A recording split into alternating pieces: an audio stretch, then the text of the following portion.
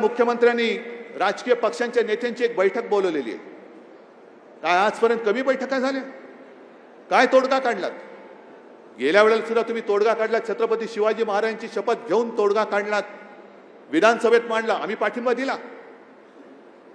पण त्याच्यानंतर सुद्धा जे काय आगी लावण्याचे प्रकार चालू आहेत, मी सर्व समाजातल्या जनतेला सांगतोय आणि सर्व समाजातल्या नेत्यांना सांगतोय की तुम्हाला न्याय हक्काचं मिळालं पाहिजेच, पण ते आपापसात भांडून नाही, आपापसात भांडून आगी लावून हे जर राज्य करणार असतील, तुमच्या पेटलेल्या घरावरती पोळ्या भाजणार असतील, तर पहिली यांची राजकारणातली घरं पहिली जाळा, राजकारणातली घरं जाळा, त्यांची घरं जाळा असं माझं म्हणणं नाही, त्यांची घरं नाही, राजकारणातली, म्हणजे राजकीय त्यांचं जे काही वजन आहे ते खालसा करा, त्यांना निवडणुकीत पाडा, हा त्याचा अर्थ आहे।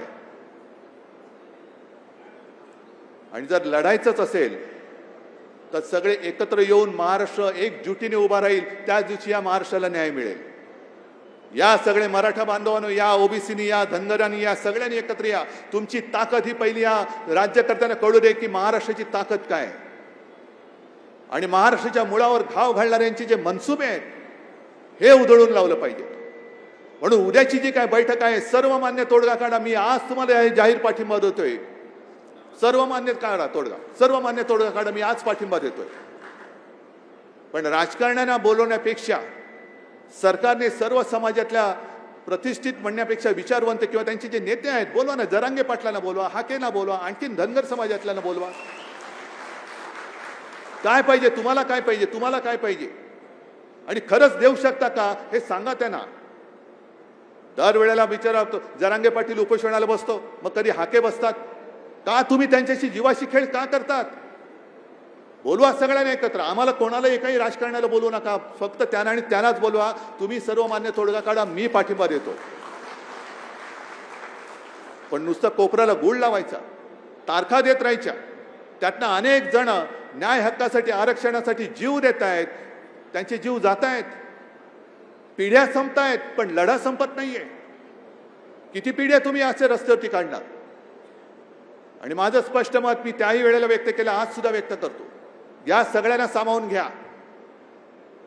मध्ये एक तो प्रयत्न आपण तोही करून पाहिला, कोर्टाची लढाई आपण लढून पाहिली, नाही झालं, अपयश आलं। मग आमच्यावरती आरोप झाले की बघा आम्ही जिंकलेलं लढाई ही हारले, बिहारने कसं केलं बघा, आता बिहारचं आरक्षण सुद्धा कोर्टाने रद्द केलेलं आहे। कारण आपण सगळ्यांना समजून सांगायला पाहिजे, आरक्षणासाठी जी टक्केवारीची अट आहे ती वाढवणं राज्य सरकारच्या हातात नाही, ती केंद्र सरकारच्या हातात, लोकसभेच्या हातामध्ये आहे। आणि अजून एक आठवडा विधानसभेमध्ये आहे। मी सरकारला जाहीर विनंती करतोय आणि सर्व समाजातल्या जनतेला आणि नेत्यांना हात जोडून विनंती करतोय की चला तुम्ही जा, मुख्यमंत्र्यांकडे बसा, उपमुख्यमंत्र्यांकडे बसा।